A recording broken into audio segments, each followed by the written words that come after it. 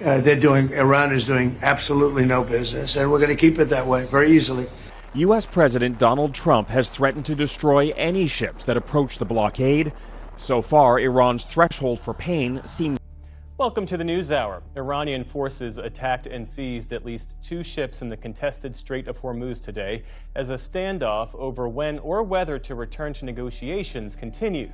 The most dangerous weapon in the Strait of Hormuz was not the American carrier. It was the 10 minutes Washington refused to explain. 40 Iranian speedboats, 1 nuclear-powered supercarrier, a choke point barely wide enough for the world economy to breathe. And then, silence. No missiles fired. No dramatic Pentagon briefing. No victory speech from Tehran. Just a sudden ring of IRGC boats around the USS Gerald R. Ford, and a U.S. response so fast, so controlled, and so strangely quiet that it raised 3 questions nobody in Washington wanted asked. Who gave Iran the confidence to make the move? Why did the United States not strike back? And what exactly happened in those 10 minutes that made Tehran pull away? Watch the map. Because Hormuz is not just water. It is a pressure valve. Roughly 1/5 of the world's oil moves through this narrow corridor. Tankers leaving Saudi Arabia, Kuwait, Iraq, the Emirates and Qatar all pass through the same exposed throat between Iran and Oman. At its narrowest point, the strait is about 21 miles wide. That sounds large. It is not. Because the actual shipping lanes are only a few miles wide in each direction, separated by a buffer zone.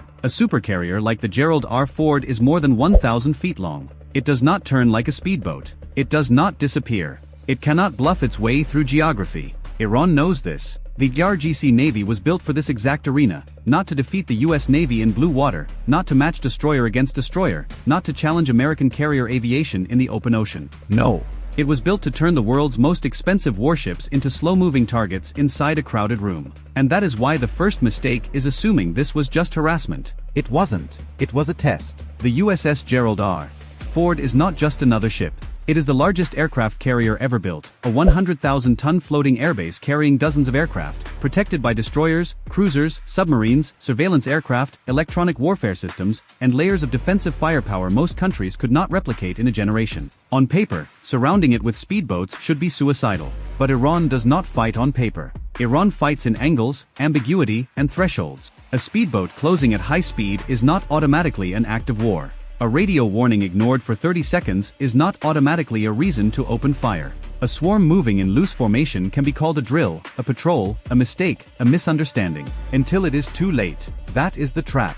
The United States had seconds to decide whether 40 small boats were performing theater, or beginning the first move of a regional war. And someone in Tehran knew that. At approximately the moment the IRGC boats began tightening their formation, the Ford strike group faced a problem no simulation can fully solve. Every weapon it had was more powerful than the target in front of it. A carrier strike group can hit command bunkers hundreds of miles away. It can launch aircraft that strike deep into enemy territory. It can track missiles, submarines, drones, and aircraft across vast battle spaces. But 40 fiberglass speedboats in crowded waters? That is different. Because the first American shot would not just destroy a boat. It would create the headline Iran wanted. U.S. carrier opens fire in Hormuz. Markets would move before diplomats finished speaking. Insurance rates for tankers would spike. Oil prices could jump within hours. Every militia aligned with Tehran, in Iraq, Syria, Yemen, Lebanon, would receive the signal it had been waiting for. And that is where the hidden player enters. Not a ship, not a general, a clock. 10 minutes. That was the real battlefield. In the first minute, the IRGC boats pushed closer. Fast, low, difficult to track cleanly against surface clutter. Some likely carried heavy machine guns. Others could have been fitted for rockets, mines, or explosive payloads. In Hormuz, even uncertainty becomes a weapon. The Ford's escorts would already have been watching them long before the public ever heard about the encounter. Radar, electro-optical sensors, helicopters, bridge teams, combat information centers. Everything would compress. Range, bearing, speed, intent. The question was not simply, can we destroy them? The question was, can we stop them without giving Iran the war it came here to measure? Then came the second minute. Radio warnings. The language would have been cold, procedural, and deadly serious. Identify yourself. Alter course. Maintain safe distance. You are approaching a United States Navy vessel. No emotion. No drama. But every word was a rung on an escalation ladder. Because if the boats continued to close, the United States could legally and tactically move from warning to maneuver, from maneuver to non-lethal measures, from non-lethal measures to disabling fire, and from there to lethal force. The IRGC knows that ladder. It has studied it for decades. And it knows exactly how to climb just high enough to make Washington sweat, but not high enough to guarantee American retaliation. This is the Iranian method: operate in the gray zone, below the threshold of war, above the threshold of peace. Then make the other side look weak for hesitating. But at minute 3, something changed. The US response did not look like panic. It looked rehearsed. The carrier did not try to win a staring contest with every boat. That would have been the amateur move. Instead, the American formation likely began creating a moving envelope, turning the swarm's greatest strength against it. Speedboats are dangerous when they can choose angles. They are vulnerable when their choices are narrowed. Think of a chessboard where the queen is surrounded by pawns. The queen is powerful, but one wrong move creates chaos. The answer is not to chase every pawn. The answer is to control the squares. That is what the Ford Strike Group did. Aircraft overhead. Helicopters low.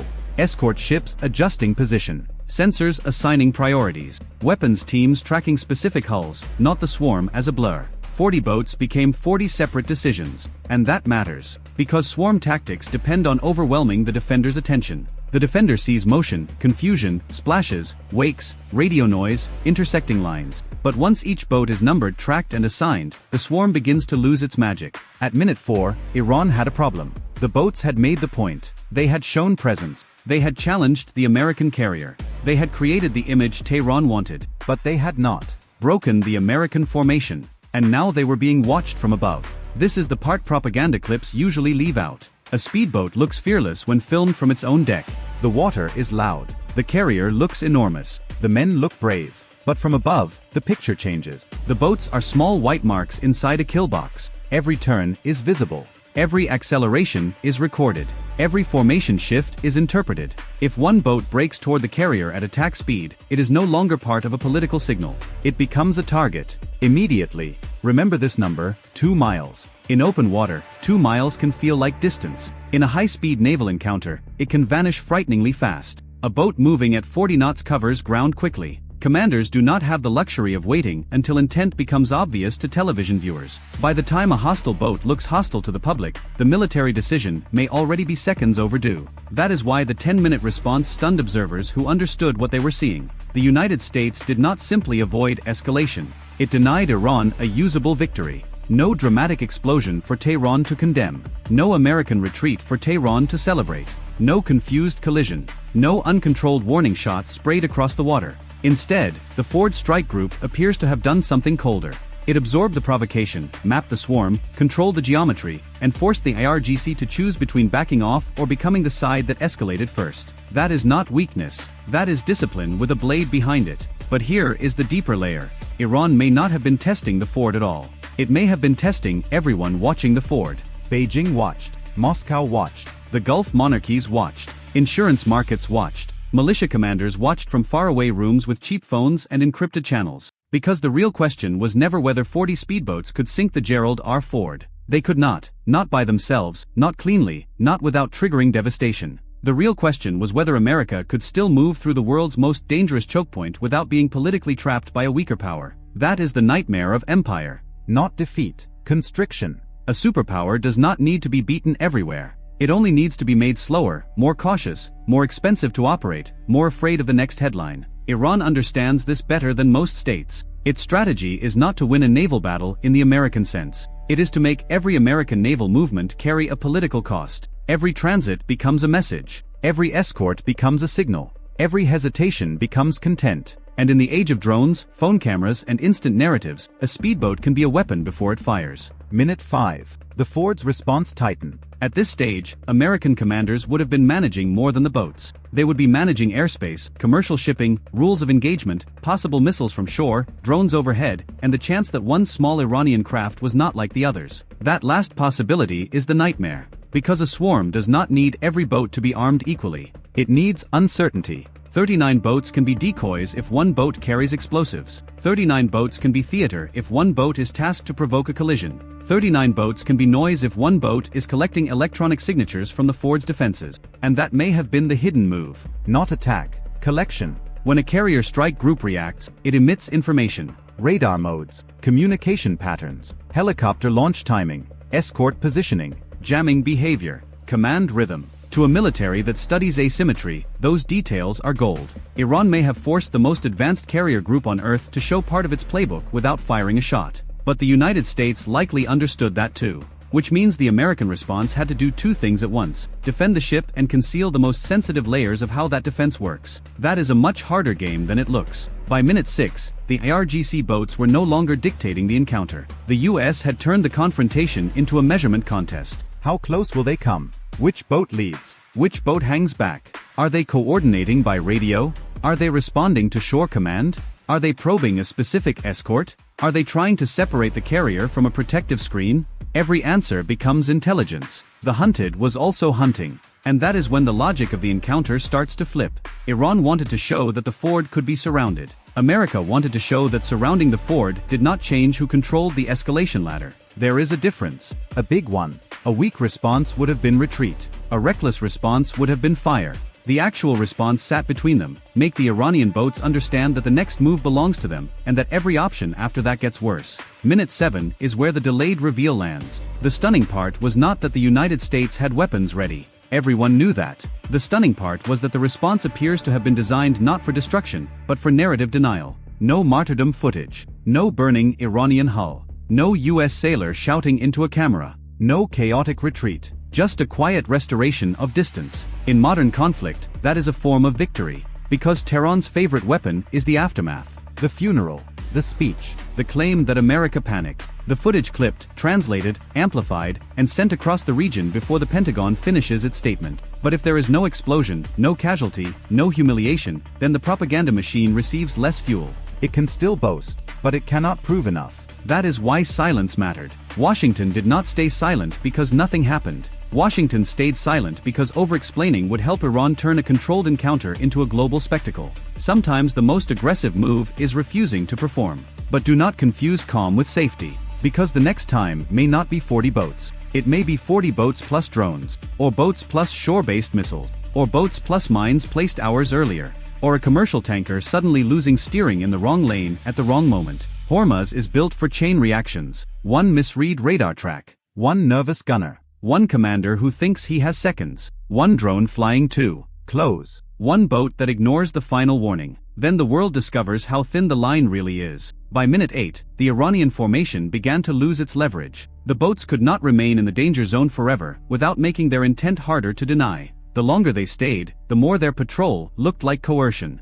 The closer they came, the more legal and tactical justification the US gained. That is the paradox of gray zone warfare. Push too little, and nobody cares. Push too far, and you invite the very response you were trying to avoid. Iran had reached the edge, and the ford had not blinked. At minute 9, the exit became the message. The boats began peeling away. Not defeated in the cinematic sense. Not destroyed. Not chased into harbor. But repositioned. Dispersed. Pushed back from the point where ambiguity could become catastrophe. That is how great power confrontations often end. Not with a bang. With spacing. A few hundred yards here. A changed course there. A helicopter holding position overhead. A destroyer sitting exactly where it needs to sit. To the casual viewer, it looks like nothing happened. To professionals, everything happened. At minute 10, the immediate crisis was over. But the strategic one had just begun. Because Iran learned something. The United States learned something. And every capital watching learned something too. Tehran learned that it could still create a dangerous image around America's most symbolic warship.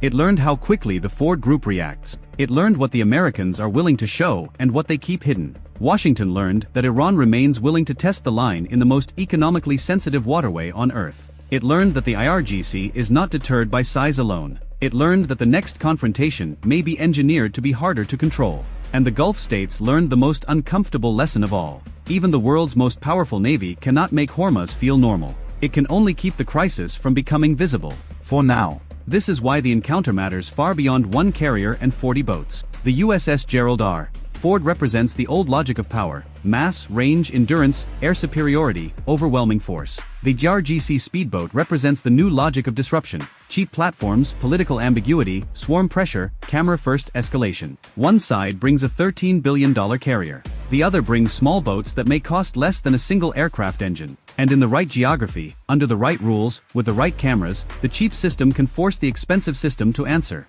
That is the uncomfortable math. Not because Iran is stronger.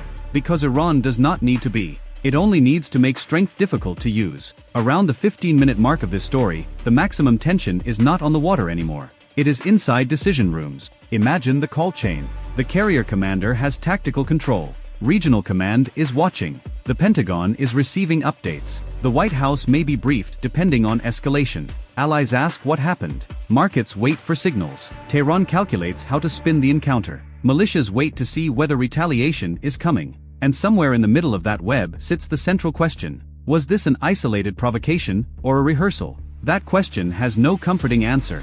Because the Strait of Hormuz is not a place where events stay isolated for long. A carrier transit connects to oil prices. Oil prices connect to inflation. Inflation connects to elections. Elections connect to foreign policy. Foreign policy connects to deterrence. Deterrence connects back to the next commander staring at a fast boat through binoculars. This is why 10 minutes can matter. 10 minutes in Hormuz can move more strategic weight than 10 months of speeches. The full picture is this: Iran did not need to beat the USS Gerald R. Ford. It needed to prove that the Ford could be touched by pressure, surrounded by uncertainty, Forced into a decision cycle. pulled into a game where every American option carried risk. And the United States did not need to destroy the boats. It needed to prove that restraint was not paralysis, that discipline was not fear, that the carrier could be challenged without being controlled. Both sides walked away with something to claim. That is what makes it dangerous, because when both sides believe they won, both sides are more likely to try again. Next time, the boats may come closer. Next time, a drone may appear overhead at the same moment. Next time, a tanker may cross between the formations. Next time, one commander may decide the other side has already made the first move. And then the 10-minute response will not stun the world. The 10-minute window will close. The most important thing that happened in Hormuz was not that 40 Iranian speedboats surrounded an American carrier. It was that the world got a preview of the next war's opening scene. Not an invasion. Not a declaration. Not a missile barrage at dawn. A crowded waterway. A nervous radar screen. A swarm of small boats. A supercarrier with nowhere to disappear. And a decision that has to be made before anyone outside the room even knows the crisis has begun. Because the next battle for Hormuz may not start when Iran fires. It may start when America decides it cannot wait one more second.